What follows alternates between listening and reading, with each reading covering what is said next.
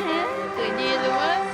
2 phe 8, 1, 2, 3, 4, 5, 6, 7, 8, 2 phe 8. Một người về, đâu 3 người về, cái đó thì không phải. 3 người về, thôi mi thấy gái xinh không?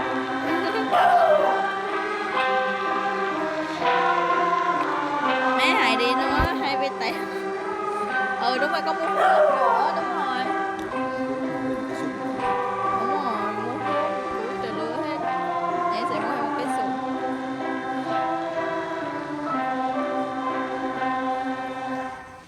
Cứ vô đi, mẹ mấy lâu vậy.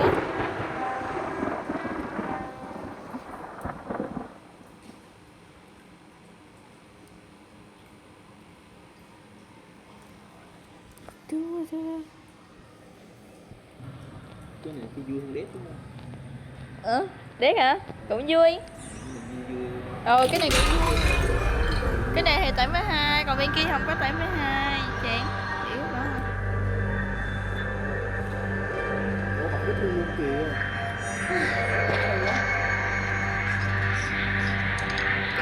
Phe kìa. Đúng rồi.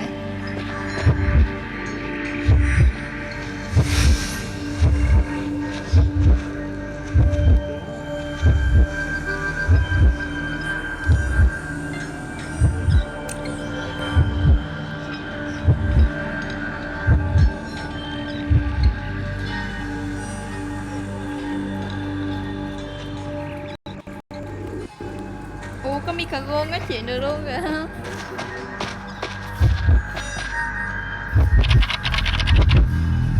Vẫn ở trên lầu ha.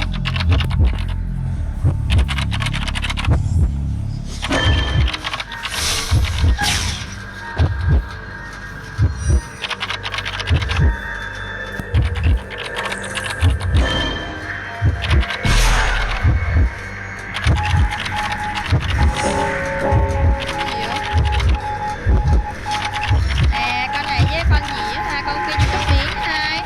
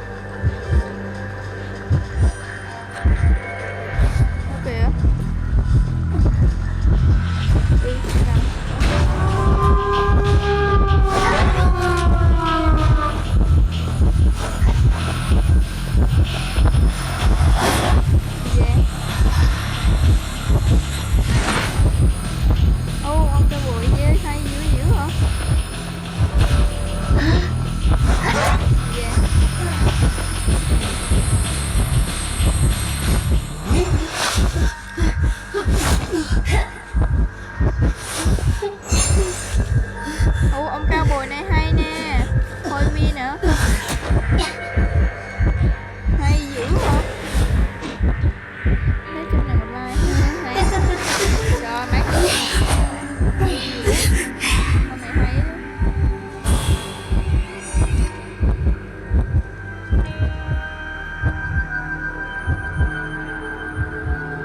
Ê, cái này tăng nhanh.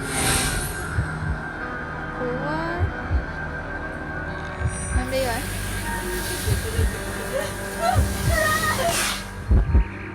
Trên trời xa về. ông không hay.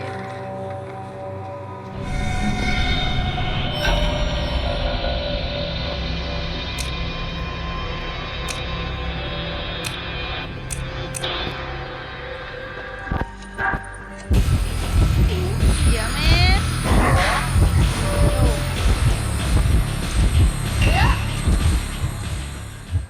Cú đường vậy. Có bài cũ rồi.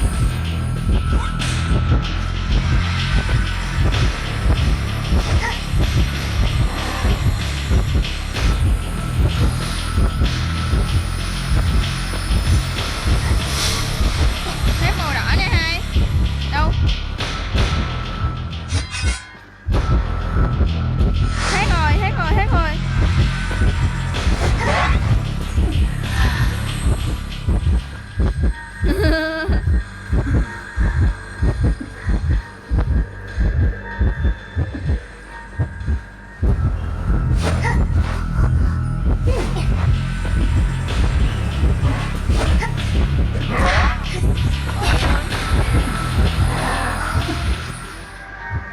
Hai hiêu đi, hai có chiêu hiêu mà, hai có hiêu.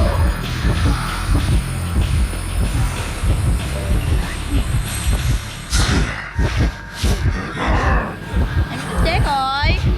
Cây của đâu nè.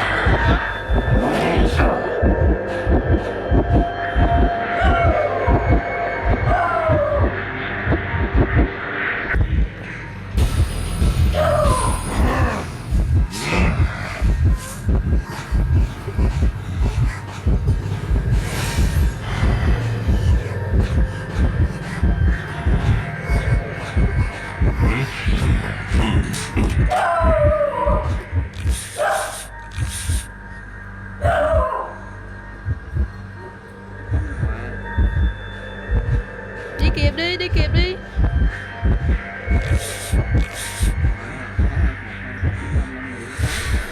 Thằng này ra đi.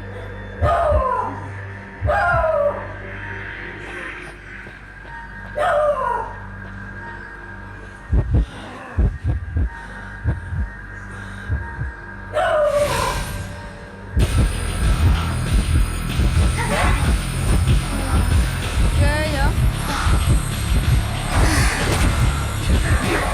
Ghê đánh hụt.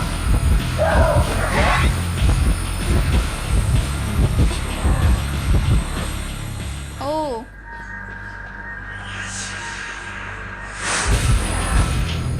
Thấy 1, 2, 3, 4, 5 người thắng, 3 người chết. Hay. Một người Việt killer. Còn một game nữa đó là mèo bắt chuột hơi bị hay. Nói chuột. À tao mà chui à. Nhưng mà bên trên PC phải. Dùng rồi luôn nè. À dưới hầm nữa. Đây là số chuột lớn. Nhưng mà thì lớn hả? Khóa rồi. Dù có cái khóa máy luôn ghê chứ.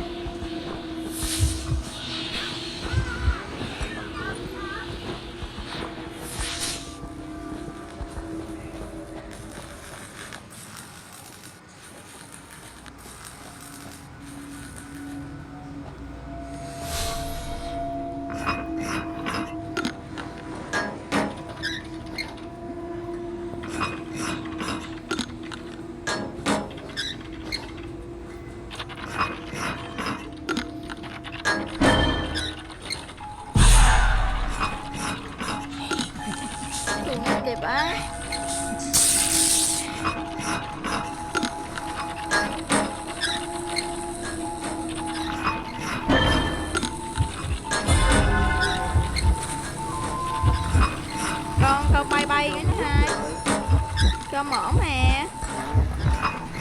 Xác nhận phải xác nhận cô. Thì mở mắt, nếu thì mở mắt cửa.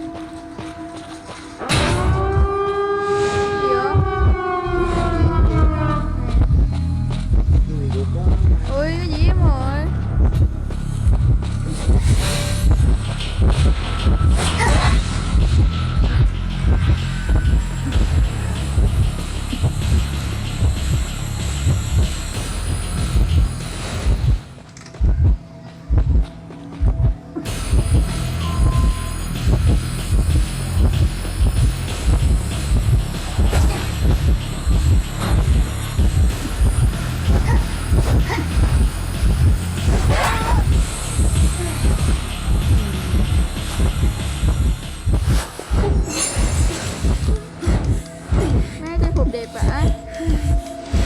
Trang phục bậc ép nha.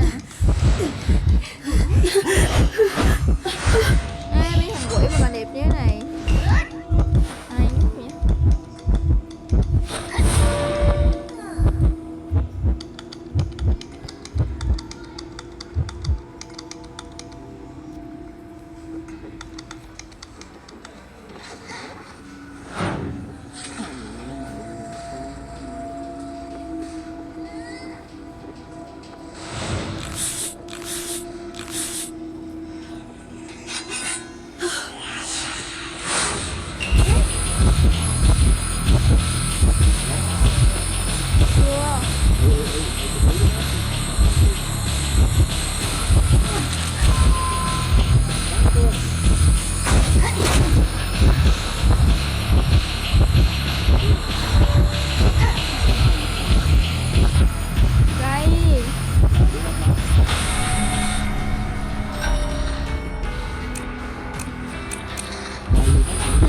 Ông này hai phát luôn. Ông này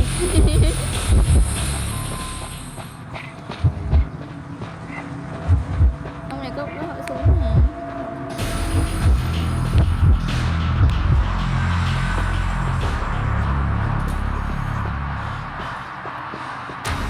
Hay quá.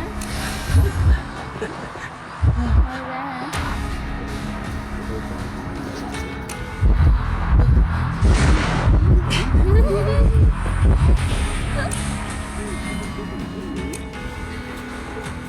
Chúng ta sẽ làm cốc nhạc. The content of the diary from my first day of investigation left me restless all night. Those referred to as hunters and those strange events are far beyond reason. But the records do reveal a frightening truth.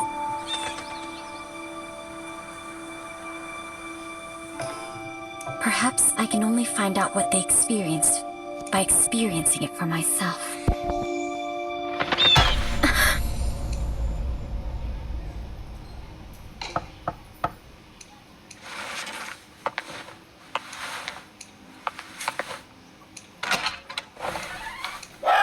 Did you sleep well, miss?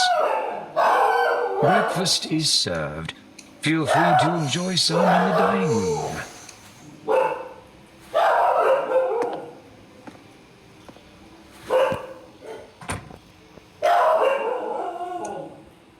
Phòng khách 7 giờ sáng đến phòng ăn.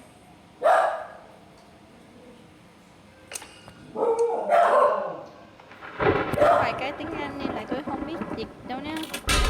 Tiếng Anh tôi biết dịch cái bài tự dịch nhá. Chút nào.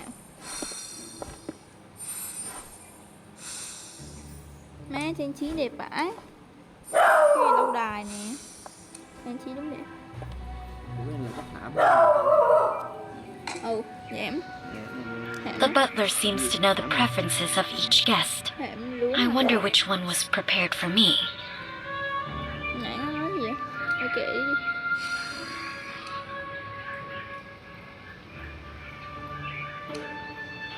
Đồ ngon dữ không?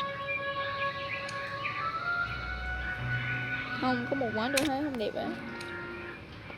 Ô, món này là trứng miệng. Món này là trứng miệng với thịt luôn. Món này món gì? Thịt bánh. Món này. Coffee is my favorite, but I prefer it with vegetarian food.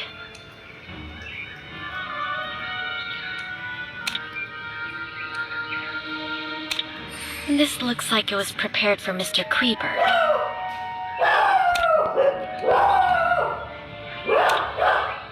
Ok, tiếc rồi. Tiếc bà chưa chưa sao đâu. Hả?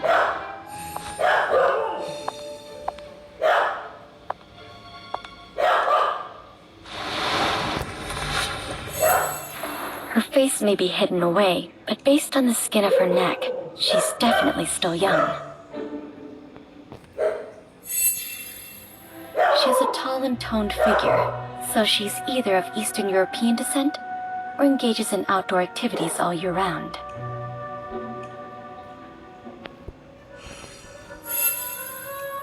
No expensive accessories, but the quality and tailoring of the clothes are superb. I can tell she's wealthy and isn't fond of extravagance.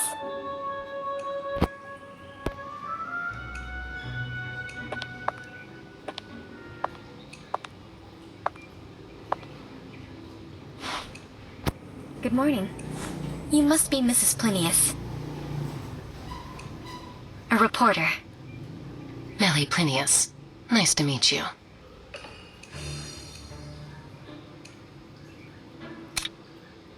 May I ask why you came here? There's a unique species of bees nearby. I'm here to study them. Were you just at the greenhouse? Yes. The lord of this manor is growing some special plants, so I was conducting some initial observations. You study botany too?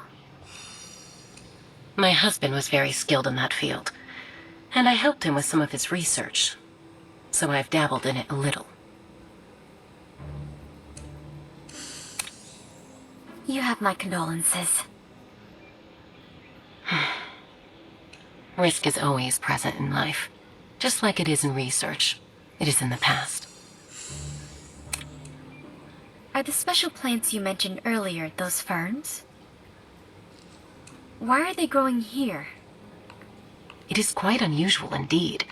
With the exception of a few plants like cornflowers, most ornamental plants prefer acidic soil. Those ferns are no exception. The lord of the manor prepared a type of artificial soil just to grow it. I've only ever seen that kind of soil owned by a family of aristocrats in the Mediterranean. Cái này được không Tân? Cung Đẹp, này được không? đẹp, được.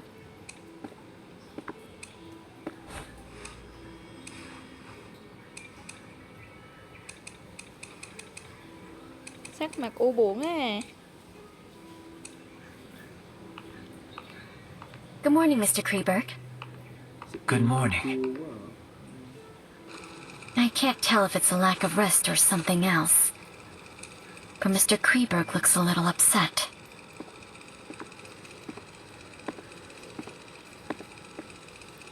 I presume you're the novelist the butler mentioned. Dressed in the latest design, with carefully groomed hair and accessories. Perfect for a rising star in the world of novelists. Đó là đúng cút xệ, đúng đẹp luôn á. Trong game thì là mắt ít dấu bông, còn ở đây thì nhìn mắt người, đẹp quá. There are wet spots on his cuffs that look like the work of dew. Where did he go so early in the day?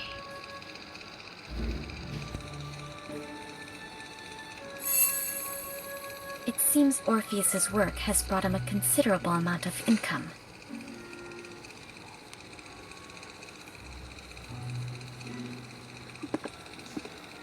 I've read many books written by Orpheus, but I've never met you in the flesh. Good morning, Mrs. Plinius. I didn't expect to see you here. Good morning, Mr. Orpheus. Good morning. I'm Orpheus, a novelist. It's an honor. A reporter. Is Orpheus your real name? Forgive me, miss. Only my pseudonym can be used in public. It's part of my agreement with my publisher. That's all right. We're not here to socialize anyway. Mr. Butler, are there any plans for today? When will we get to meet the Lord? My lord invites all of you to Kreberg Racecourse at the west of the manor this afternoon. Kreberg Racecourse? I thought it was abandoned after that incident. It is as you say, the racecourse is not active. My lord merely asked that all of you go there this afternoon. Besides that, please keep the promise you made upon accepting the invitation. Do not wander around at night, and do not leave the main building before receiving a second invitation.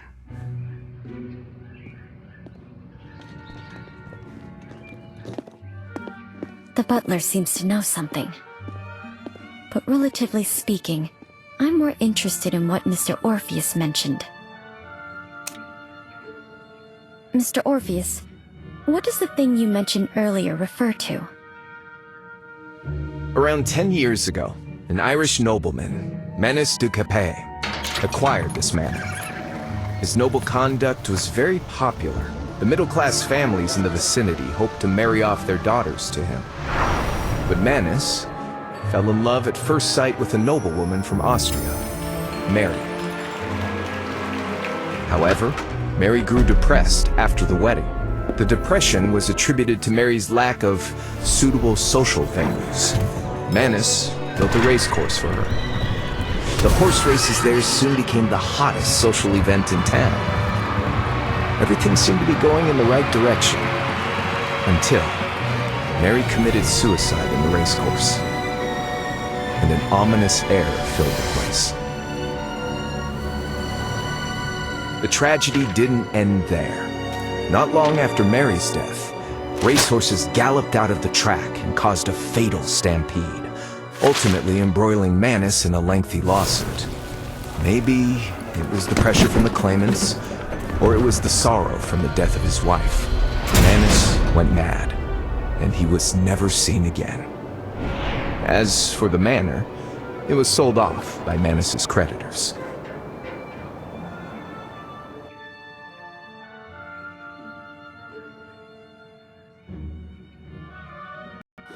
Thôi để học. Đẹp, Phương Hảo. Con cá. Nếu cái bà kia là tụi tử không rồi kiểu sao ta bị kiểu bị cái chuồng đó bị bỏ hoang hay là thế đó là nguyên nhân kiểu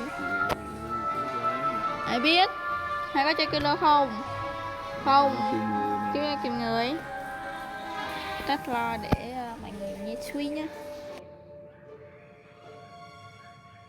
Why is the race course called Kreberg? Kreberg was the maiden name of the wife of the manor's previous owner. It seems like he really loved his wife. So why did Mary take her own life? There are many theories about that. Some say Mary had an affair with a jockey, and she was condemned for it. She couldn't take the pressure, and took her own life. Of course, some say it was a murder, disguised as a suicide. After all, there's always a price to pay for being unfaithful. Just like those insects, right, Mrs. Plinius? I didn't expect you to be so interested in etymology, Orpheus. However, insects are unlike humans. They do not betray easily because there is more than a single price to pay. Speaking of which, we have a Kreberg with us too.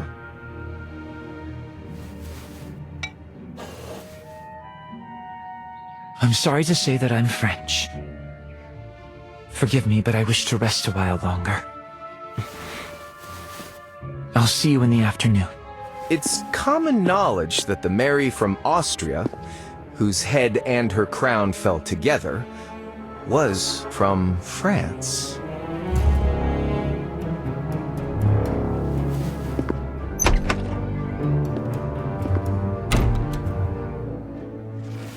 I'm going to continue my research in the greenhouse. I'll see you both in the afternoon.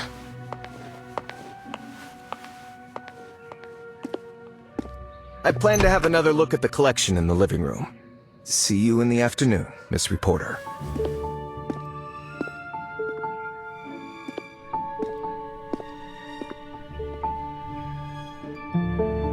There seems to be more to their relationships. I should get a better understanding of my playmates before the game begins.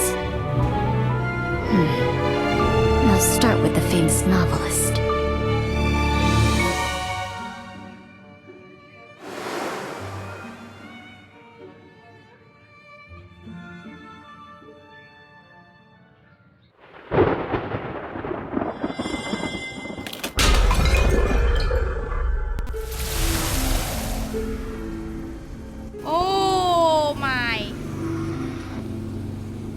Vui vậy? Ê, trang phục xấu nè. Có chuyện là gì tôi không biết. Về nhà cho cái điện. Về luôn kìa. Đẹp ơi. Trời ơi, chị này xinh thế. Trời ơi, chị này là thám tử như thế này. Chị này đã xinh rồi. Mày thêm bộ đồ này nữa. Wow, xịt. Trời, mấy da trắng dữ rồi. Hả? Đây. Hả? Cái gì? Biến thành ở trên. Hay là có chuyện đi. Wow. Chú đây phải đến chỗ sáng cơ mới đẹp. Đây, chỗ này chỗ sáng nhất rồi. Nhưng mà chị này gầy quá. Chị này gầy quá, mảnh mai thiệt. Tiếp tục mở cửa.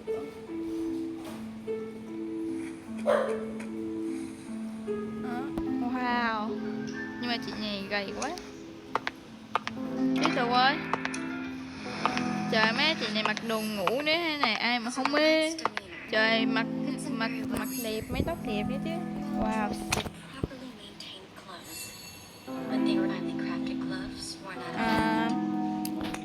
Chúng ta sẽ chạy xuống tài nguyên. Hơi lâu, tôi sẽ tua. Ok, xong rồi, tiếp tục vào ơi. Có chuyện. Chapter 2.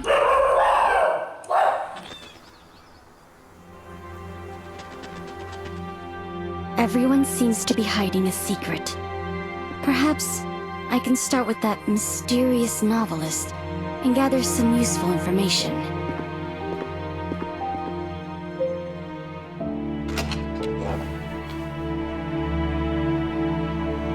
Strange. Mr. Orpheus isn't here.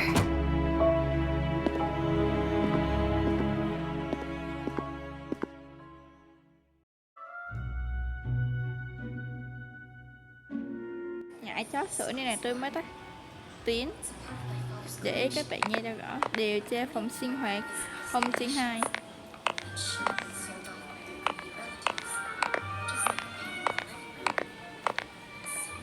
Cái nào ồn quá thì tôi sẽ tắt để các bạn nghe tiếng game nhé. Xong rồi nếu mà có tiếng Anh thì các bạn tại dịch, tôi sẽ biết dịch nữa. Ok, bye bye. It's cold. It should have been extinguished a long time ago.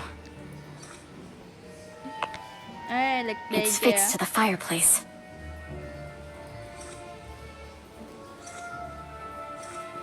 Huh. It's moving. Nothing happened.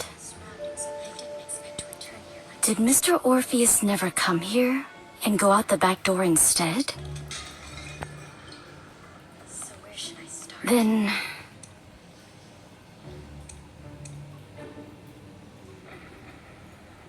Hả? Hả? Hả? Maybe I should have a chat with Mrs. Plinius instead.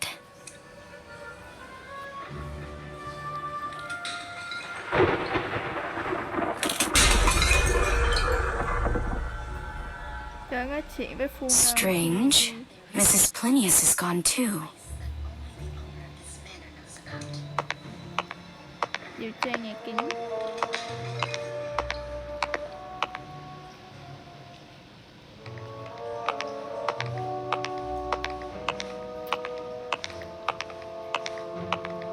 Đâu? Cái này điều tra nhà kính.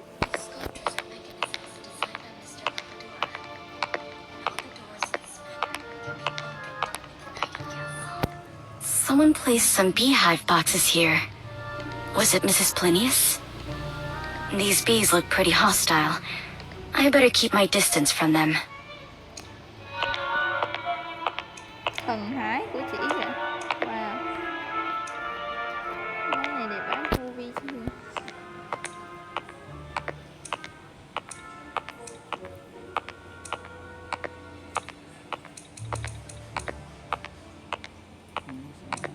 Hả? Đợi chút nữa mọi người.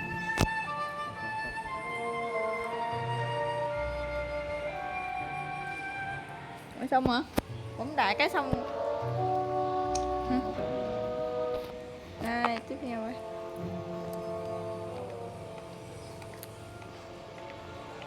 The remains seem to be of the same species as the bees in the boxes.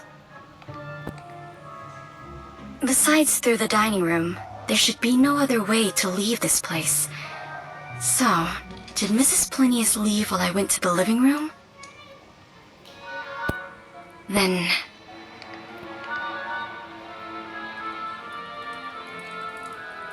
maybe I can have a chat with Mr. Kreberg.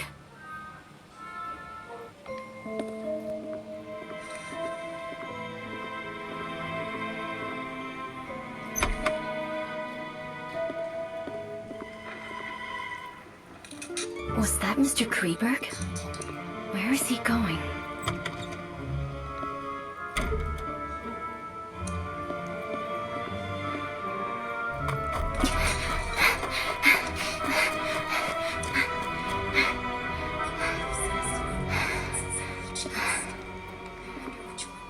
I lost him.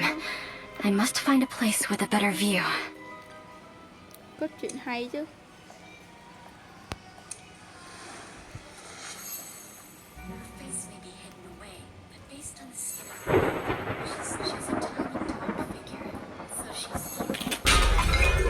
There's a lookout. I should be able to see the entire race course from up there.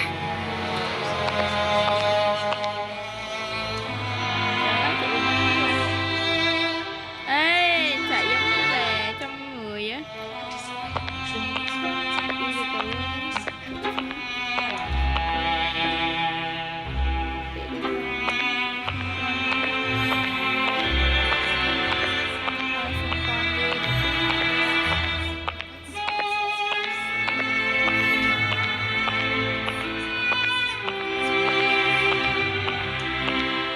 Ê, cái tủ này là tủ giúp cho ơi,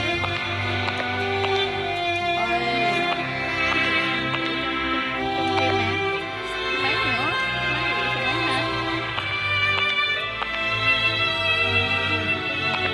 Trò chơi này nè ha, có cái máy sửa máy nè, chứ có cái tủ nút nè.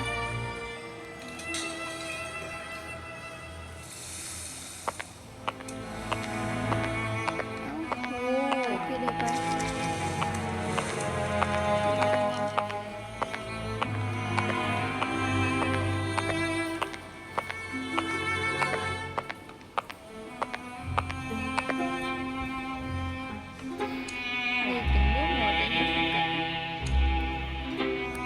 I need something to climb up there.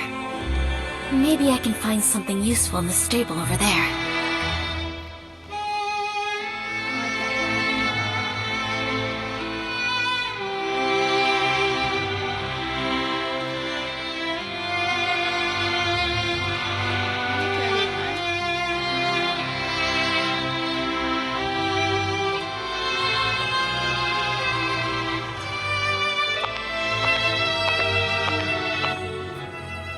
Found it.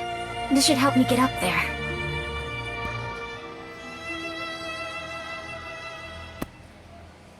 Ồ.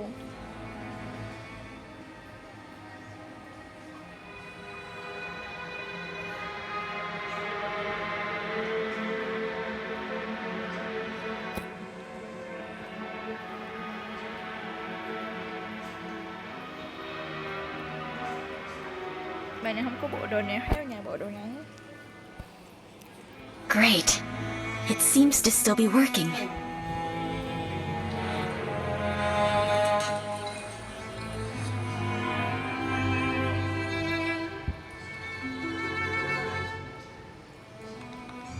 Tôi sẽ làm hàng này các bạn.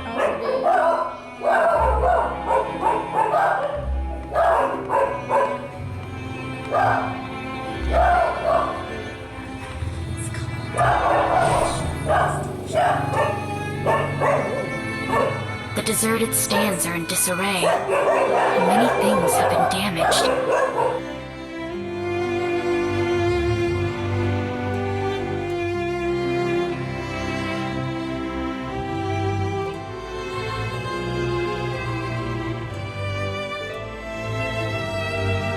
3 mounds, 2 of which have cornflowers in bloom on them.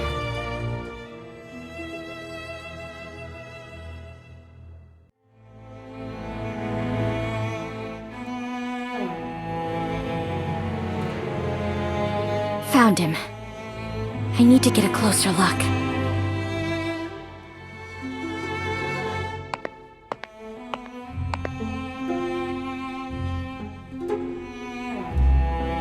He seems to be looking for something. I need to get an even closer look.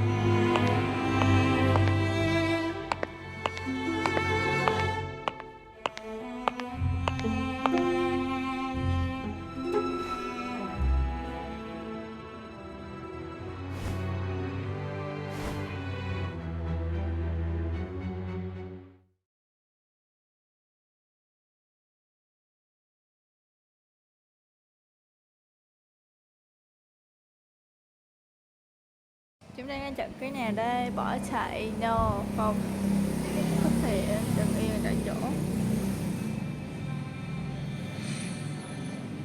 Đứng yên tại chỗ thì có cái cổ sẽ xuất hiện thôi.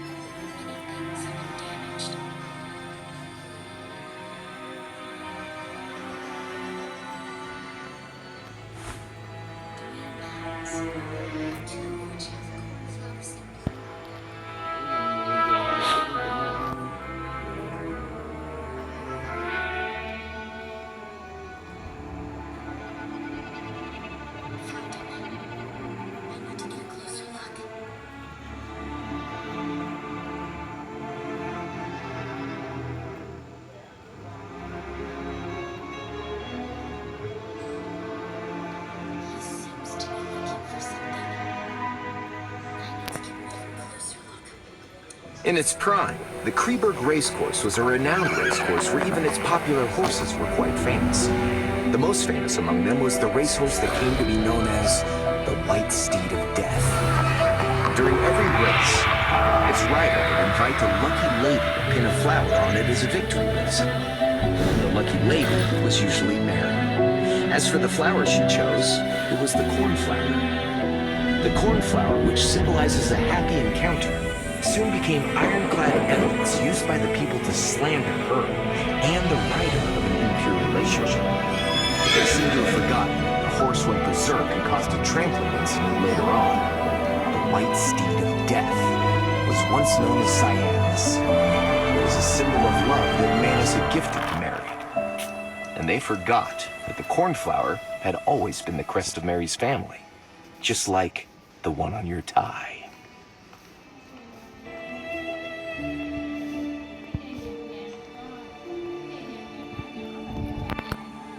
Được 5 mét thôi.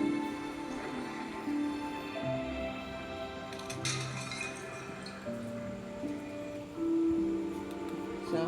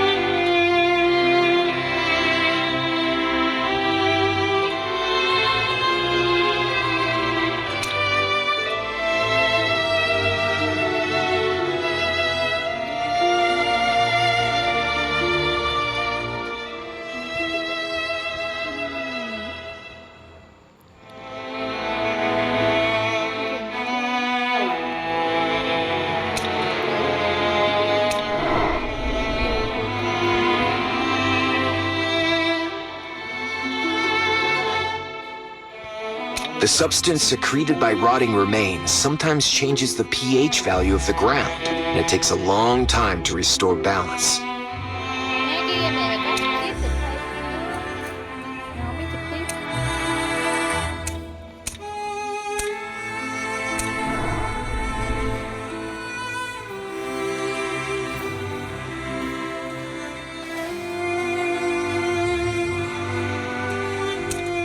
With the exception of a few plants like cornflowers, most ornamental plants prefer acidic soil.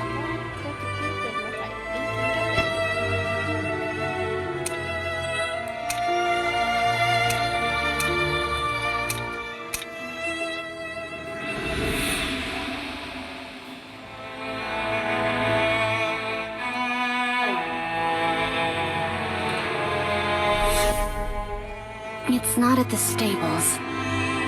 I think I know where Mary and Cyanus are buried. The hill among the three that is only covered in withered grass. Maybe I can locate the necklace before they do.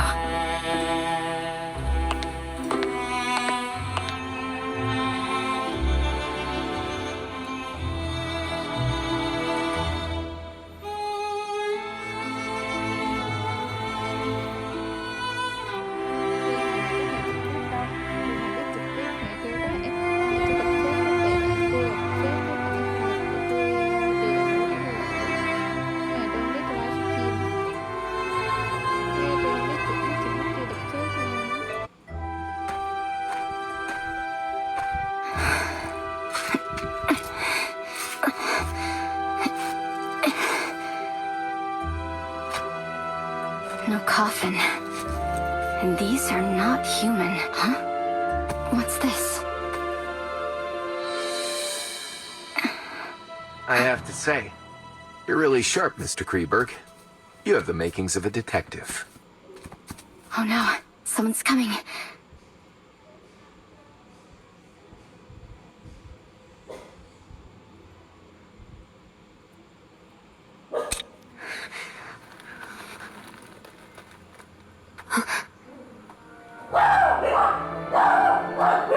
Miss Journalist, what a surprise. Oh, is that so, Mr. Orpheus?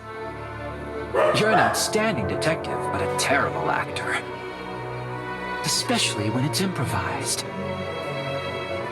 And as for our brilliant Miss Journalist over here, I guess you lived up to the expectations. Ladies and gentlemen, the duo performance is over.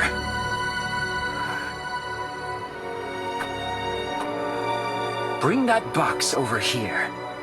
You don't want any accidents to happen, right?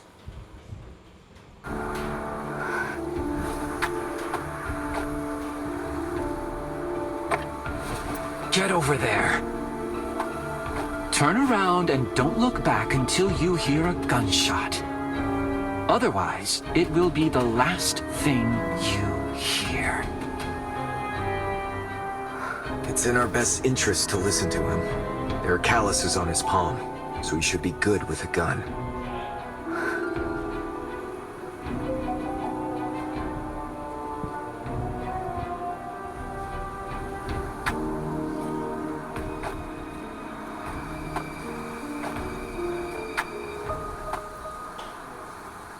Và ông có ác à? Ơi, ai chết vậy? Ai sẽ người bị chết vậy? Năm là hai người đều đã hẹn. Ủa? Thắng chưa? Mr. Orpheus, don't you think it's strange? Mary's coffin isn't here. So where did Manus take her? That depends on what Mary loves more than horses, jewelry, and praise. What was that? Maybe we should leave this place first.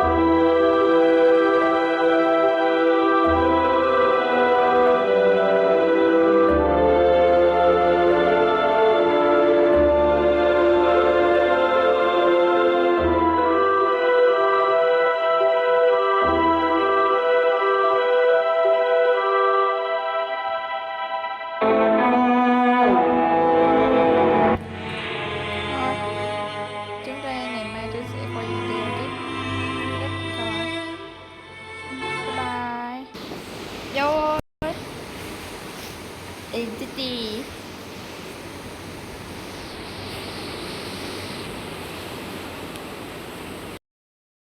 Trời mưa, tắt mic nha.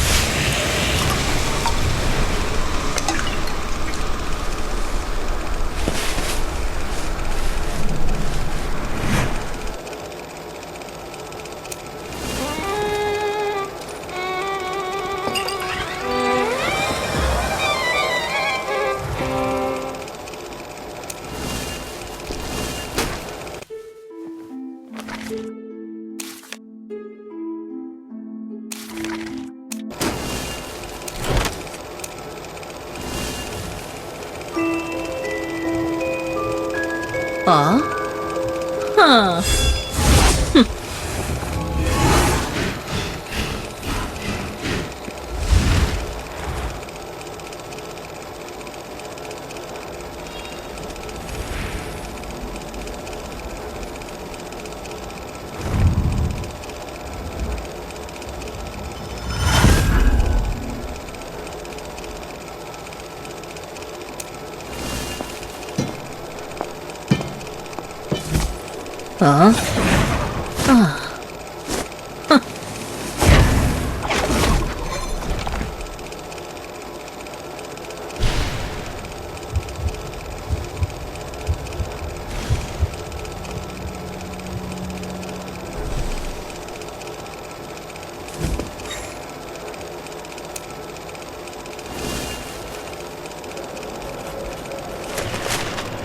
Huh? Huh.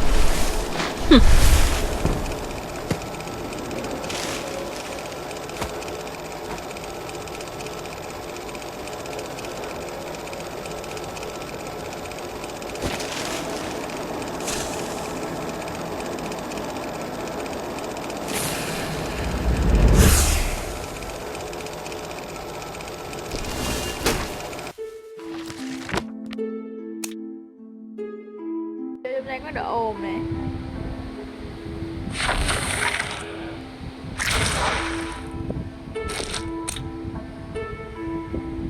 Có chuyện thôi nào. Let's go.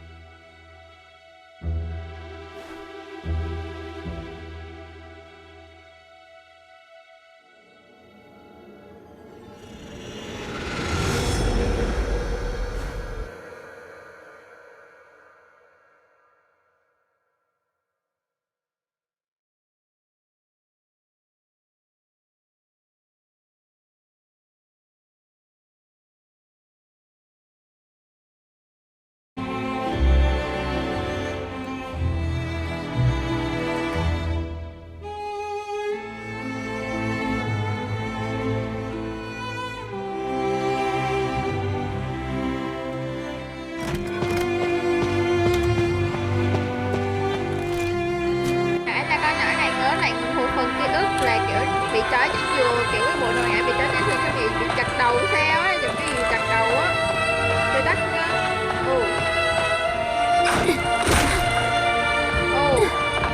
Phải chạy trốn cái này nè, đây.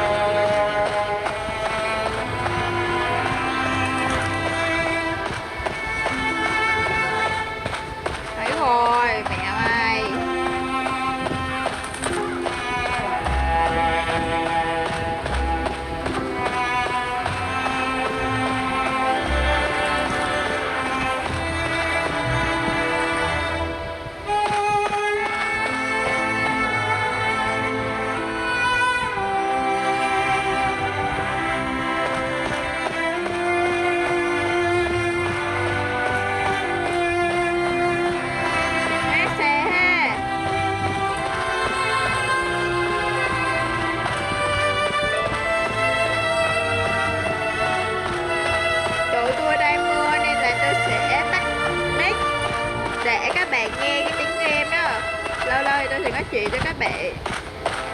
Thì tôi sẽ nói chuyện cho các bạn nghe, ok? Tắt mic đây.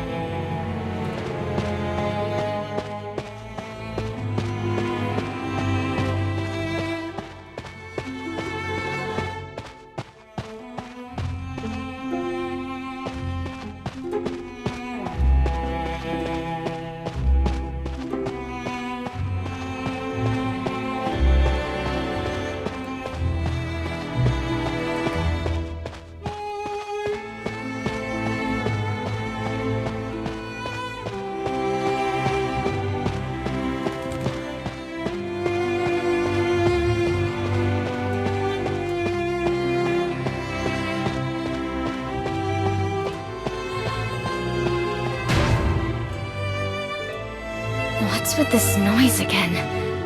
And why are they amplified today?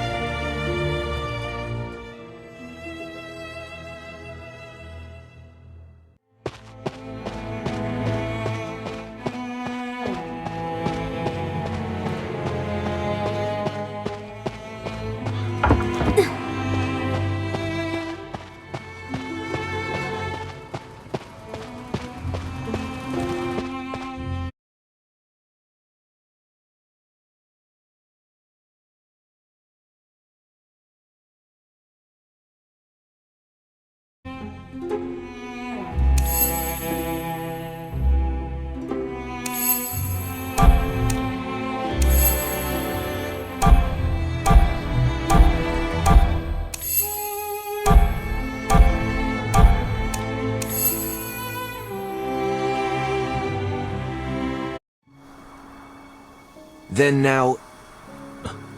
Who... is that? Who is...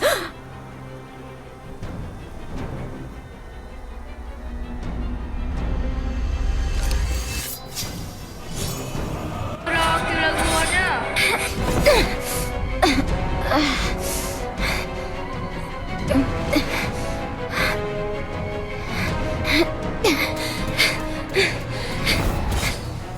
I'll distract her! I'll leave the rest to you!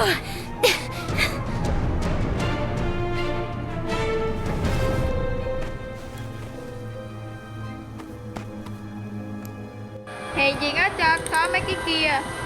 Hèn gì nó có mấy cái bảng. Con này chạy lắm, con này dùng gôn cho biết ngạt kilo trong game á. Mẹ vừa quá.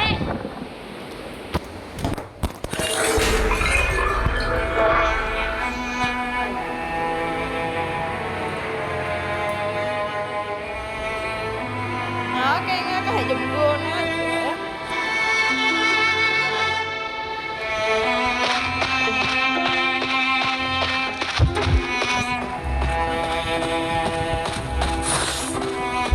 Đó kìa.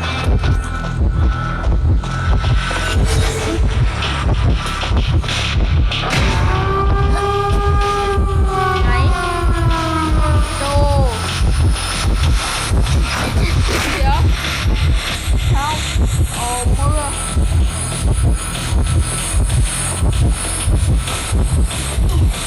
Hay quá à. The gate is open.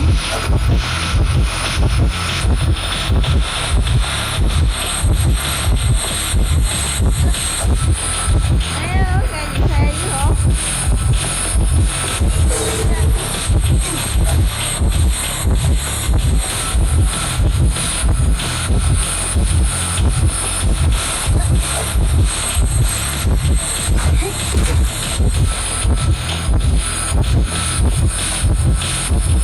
À, hôn dữ mé.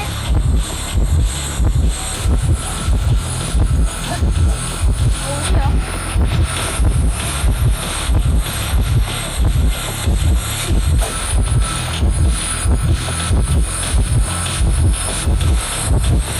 Thế nè.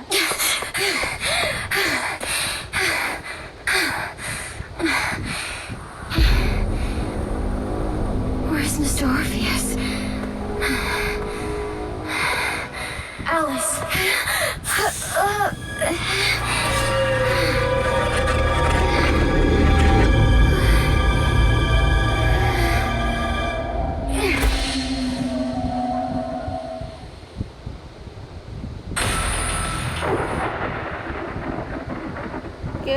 lên trong game á.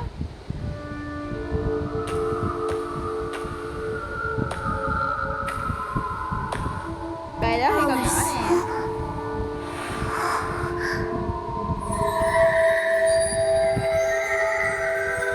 Eurydice. Someone is calling out to me.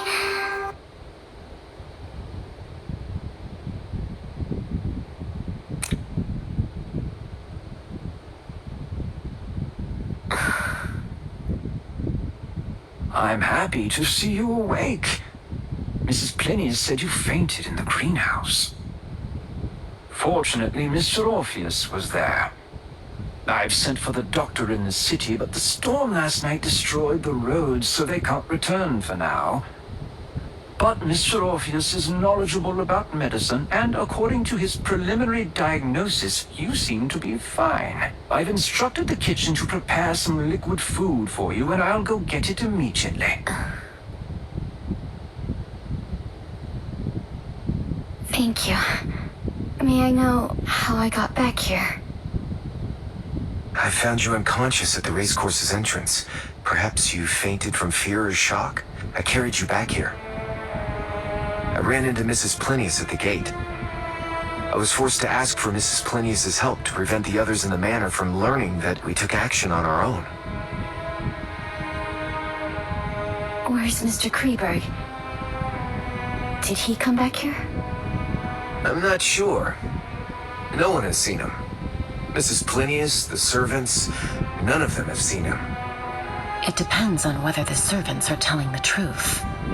In fact, I've been in the greenhouse all day, so I don't know if anyone has gone in or out of the main building. He ran away? I've been to his room, and all his belongings were still there. If that gem was his objective, then he has achieved it. Perhaps he felt it would be too risky to return and get his belongings? When I said all, I meant the gem as Tiểu well. thuyết chê với lại bài kia That's so unusual. là nhân vật trong game á. So I have reason to believe that he may be watching in secret.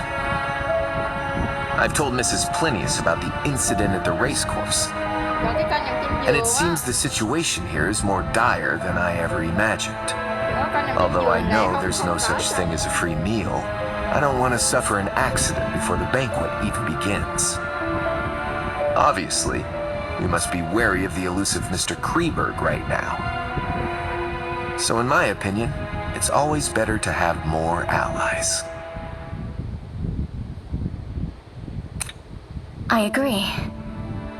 Then perhaps we should be more honest with each other, for the sake of our temporary alliance. For example, building trust by starting with the reason we're here? This manor's reputation isn't the best. I'm sure some materials in a specimen are not worth taking such a risk. An article isn't worth it either. I don't mind. What about you, Mrs. Plinius? I agree. Then, who will go first? In order to show my sincerity, I will go first. My presence here is linked to my husband's death. Cái bài đang nhầm trên giường là bài đó, bài không có trong đó, ở đâu có. As reported by the papers, his cause of death was a type of rare bee venom. Although it's a rare occurrence in the field of biology, it isn't unheard of.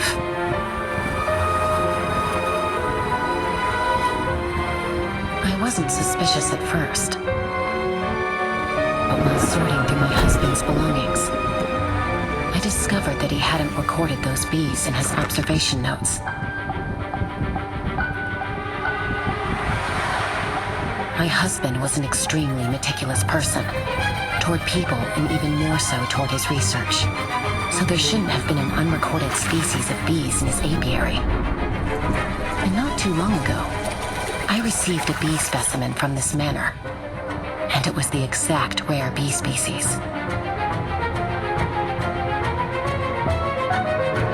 He invited me to a game here. Ê, xinh nha. And in exchange, He would provide information on that bee species and the cause of my husband's death. Yêu gớm hả? Má như phim kinh dị luôn á. Who's going next? Then I'll go ahead. I said that I was here to gather material, and it wasn't entirely a lie. But the subject of the material is me.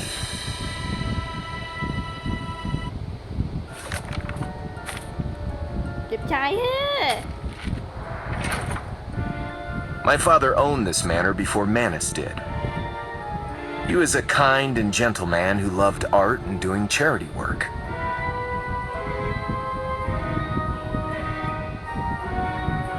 Our family lived happily here, but his kindness did not receive the reward it deserved. Không để ác. The forest ranger we hired colluded with bandits. They killed my parents and ransacked the manor. I managed to survive by hiding in the cellar. Later on, a relative of mine placed me in a nursery and sold off the manor to Manus at a low price. As for the bandits and forest ranger that destroyed my family, they've gone missing. I've been searching for them throughout these years, but I always come up empty. This went on until not too long ago when the newer owner of the manor sent me something and claimed to possess clues on the forest ranger's whereabouts. And the clue is the game's prize. What did he give you? A piccolo. It was what the bandits used to trick the guards into opening the manor's gates back then. All right, Miss Journalist. Tell us your story.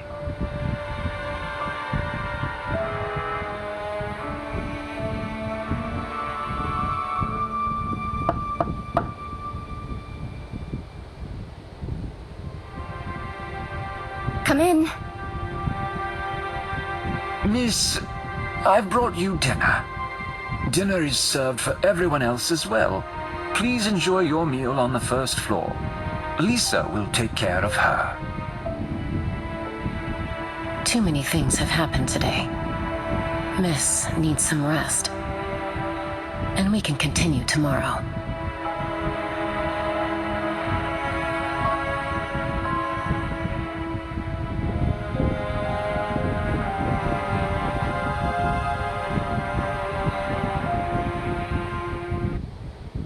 Con nhà có nhiều một nhân vật trong trò chơi đó nhé. Nhân vật mới.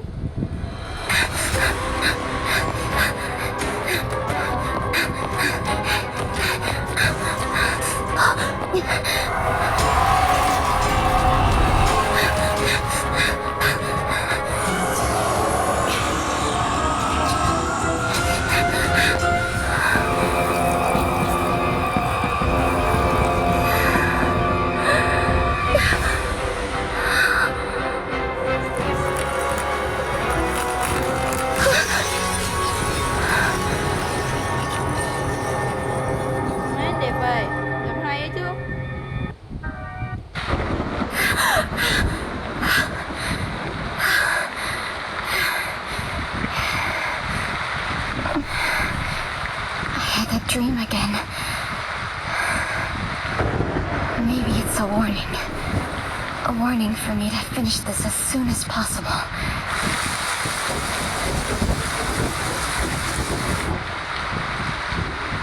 According to my colleague in my investigation, the main character in every story written by Orpheus has links to cold cases. They're either the victim or suspect. And in the latest story, I am the character. Bandits, Piccolo, forest rangers. It's obvious he knows the past very well. And his knowledge may even surpass the police files. He knows it so well that it's suspicious. If he wasn't a participant, he must have been a survivor. According to my knowledge, the only possible living survivor of the incident is... Could it be him? But I feel like I've missed something in his story. The forest ranger we hired colluded with bandits. They killed my parents, ransacked the manor. I managed to survive by hiding in the cellar. Wait, cellar. As far as I know, the main building never had a cellar, at least not before I left. Was it just a mindless mention? Or...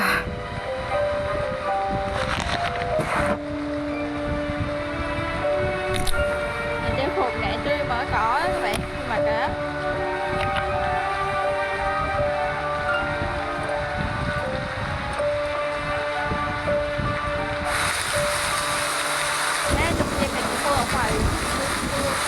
There's still time before dawn.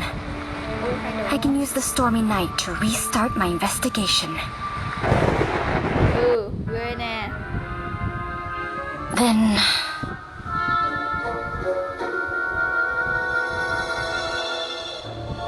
Điều tra tới ngày kinh.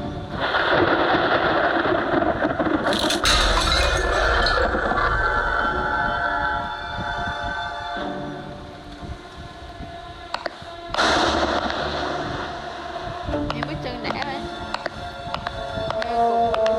Để vãi rồi.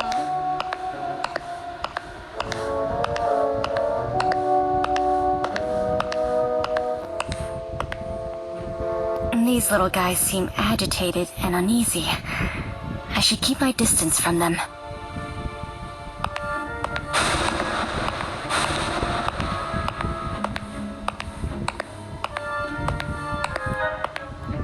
The bee remains from this morning have been removed. And 2 different sets of footprints. There doesn't seem to be anything worth investigating here. Maybe I should try the living room. But Mrs. Plinius's room is right by it. It's best if I avoid alarming her. Then...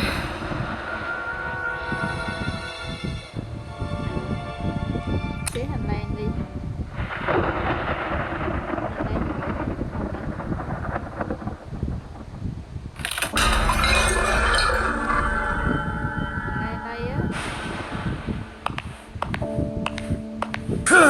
How did they get inside? Remember the nightingale in the story? You're braver than her. Rồi cho các bạn đọc nè. Cái tóc vương đó. Các bạn đừng giật nhá, tôi em biết tiếng Anh nên là tôi yếu giật đâu.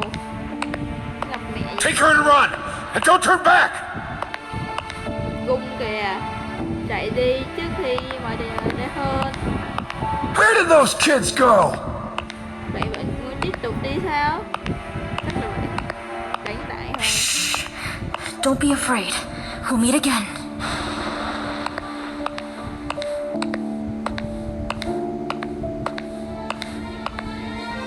There doesn't seem to be anything worth investigating here. Maybe I should try the living room. But Mrs. Plinius's room is right by it. It's best if I avoid alarming her. Then...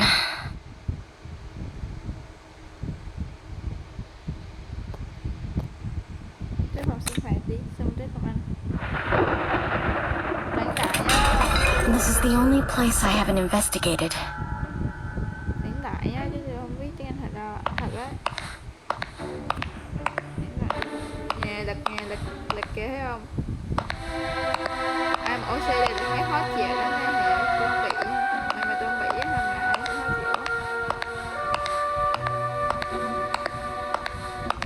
chịu. Wait, the flooring sounds off here. Mặt thấp nè. Đấy, thấy chưa? What have I missed? Đánh suy luận thấy không? Cái này thấy không? Ở ngoài tuy không phòng mình tuy lại. Trong đây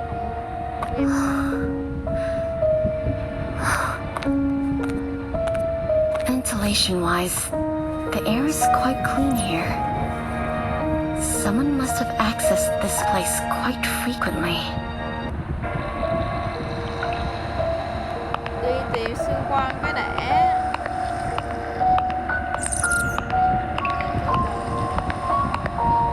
Gì đấy?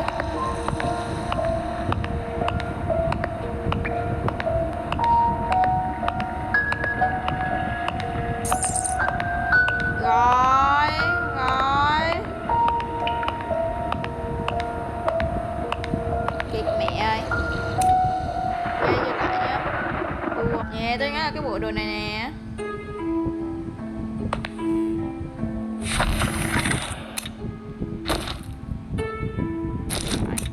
Mẹ, nó bị kẹt.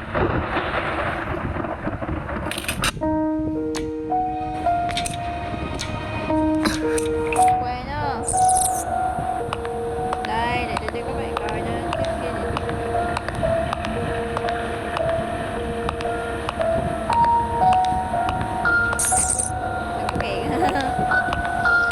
Đang khớp đấy.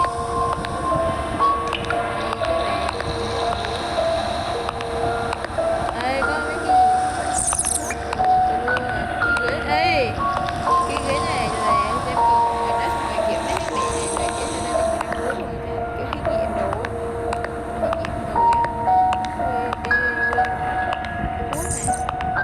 This place looks like a laboratory.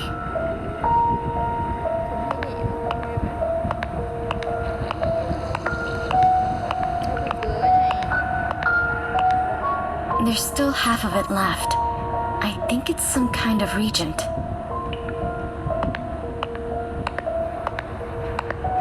An emergency operating table and restraints. These restraints have been used frequently.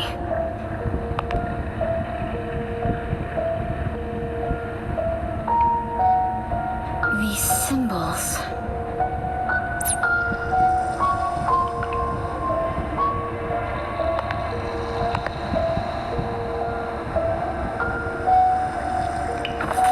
What do these symbols represent?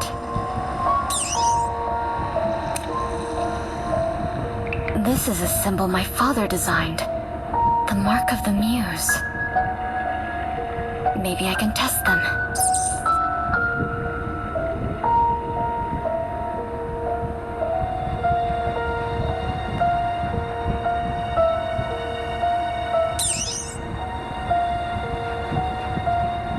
Nhẹ nhé chân kìa thấy không? Tức là người á, người trong trò chơi á.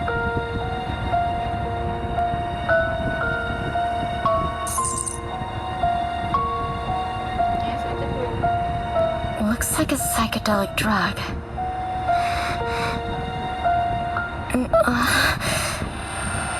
Ngu vậy, ngửi chi không biết.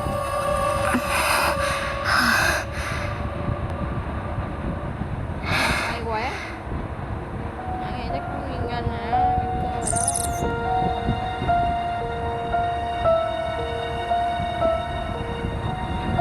Ủa, lần thứ hai hả?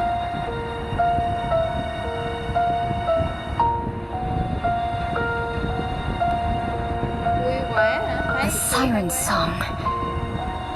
It does look like a terrified sailor entrapped by sirens.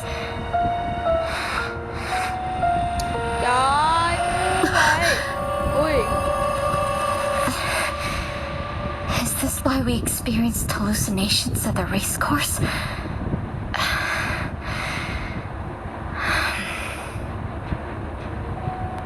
mẹ ngủ quê cái anh cứt nha mày. Mẹ có ngủ thuốc rồi. Nè, của chị nè.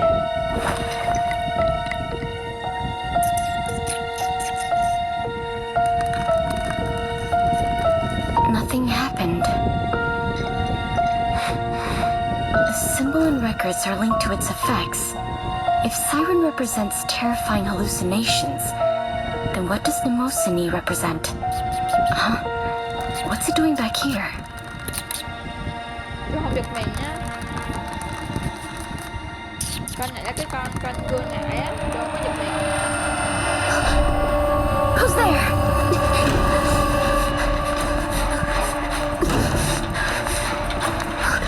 Who's there?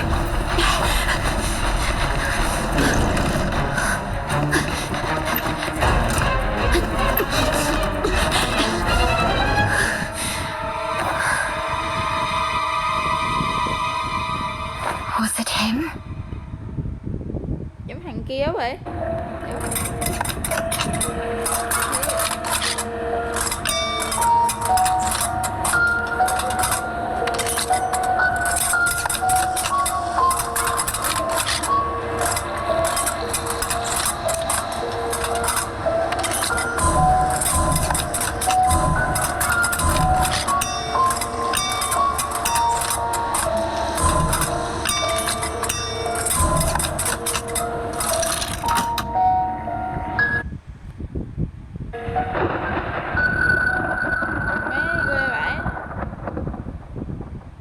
Kinh dị đấy. Mà thời trang á.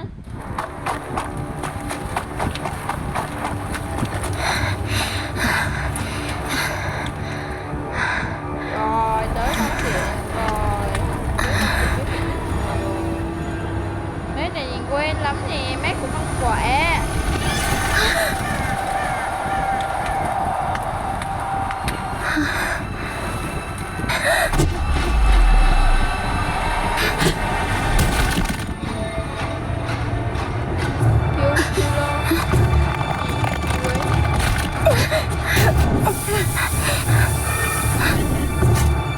Who's there?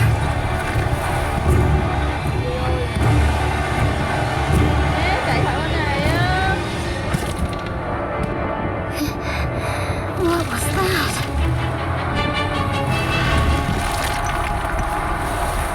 Đó là hàng tiểu huyết hiểu gì á.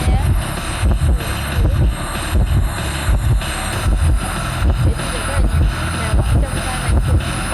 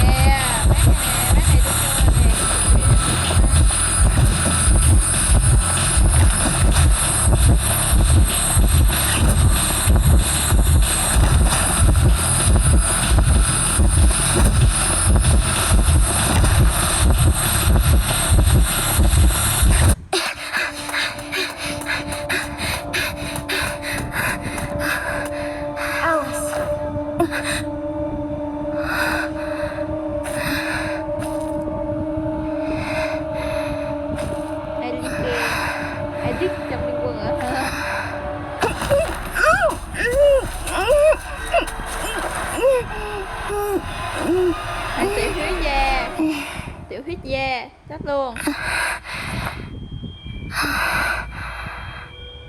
Đây hay chưa, biết ngay mà.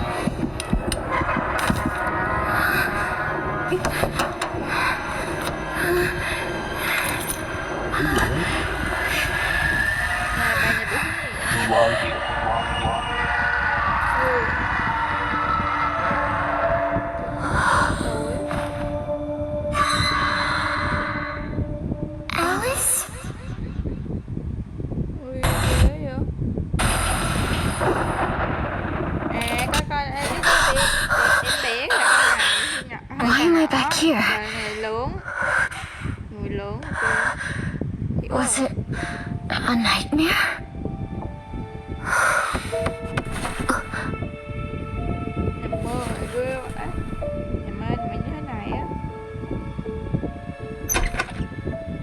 Good morning, miss. Breakfast is ready. Please enjoy your meal in the dining room on the first floor. Oh, and a new guest arrived today.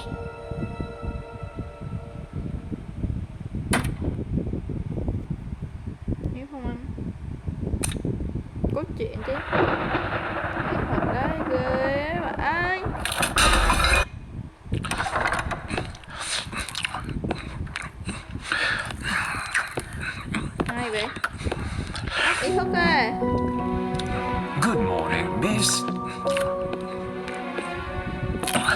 Hôm nay là ai vậy? Hôm nay ăn bánh mì. Má cái Hiền kìa. Ủa má, Hiền 18 cộng This nè. is Mr. Norton Campbell, a new guest. Good morning, Mr. Campbell. Kệ đi.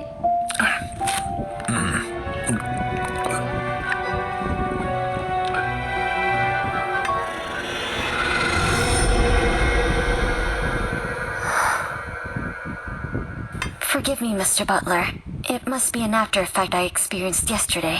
I don't have much of an appetite today. I'll be retiring to my room for some rest. Of course, miss. Please take care and notify a maid if you need anything.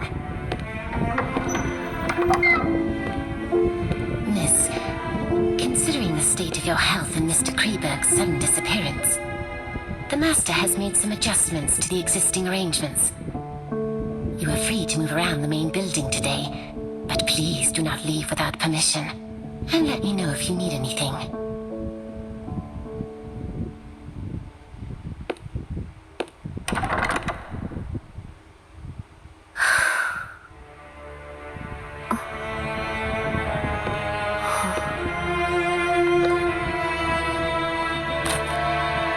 What?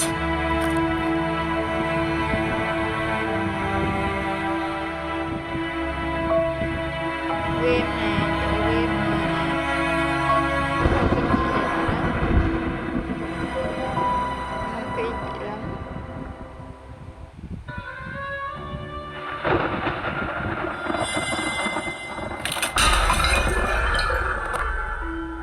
Ơ kìa, hát có chuyện à? Nhớ không? Hát có chuyện rồi. Ảo thật đấy.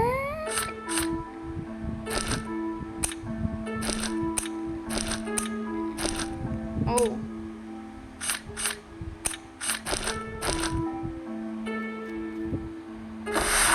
Có chuyện nè. Ghê vậy.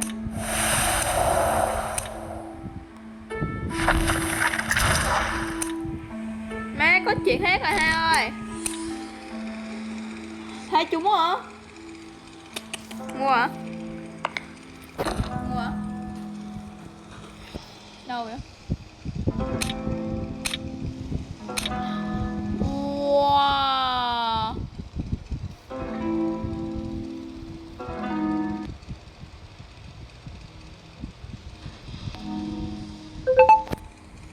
Vậy có hả? Ê, đẹp vậy.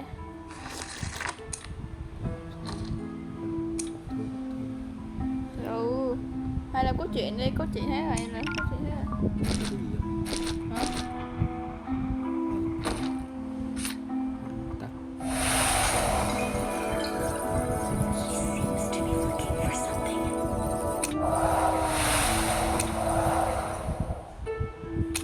Cái này chỉ là chính game thôi đúng không?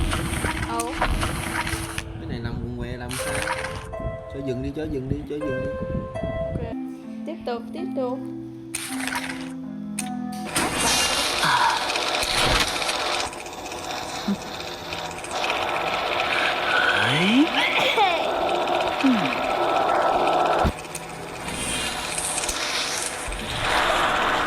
Mát nữa đó trời, mát. Đẹp ơi.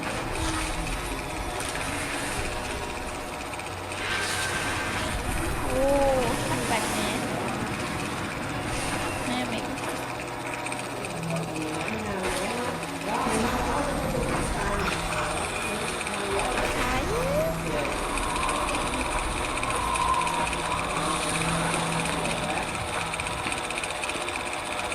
Đẹp á.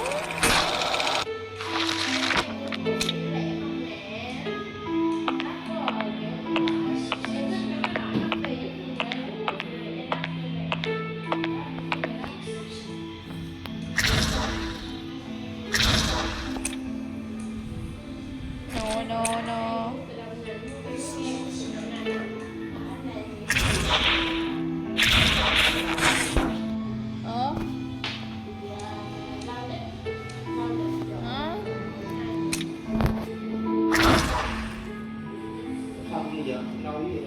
Xong rồi.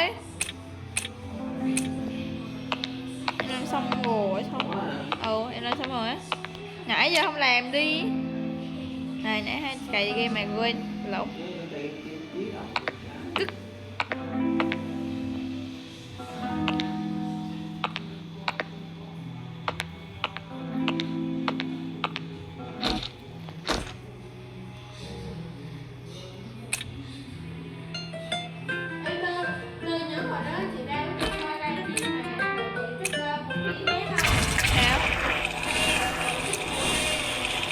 Khác hả?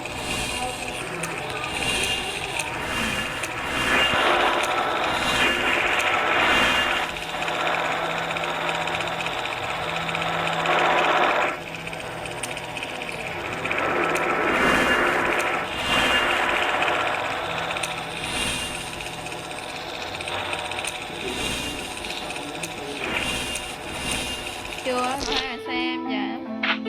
Hello. Dạ. Em lấy lại này nè, hay đâu? Nghe nó. Nghe nó. Lấy lại đó.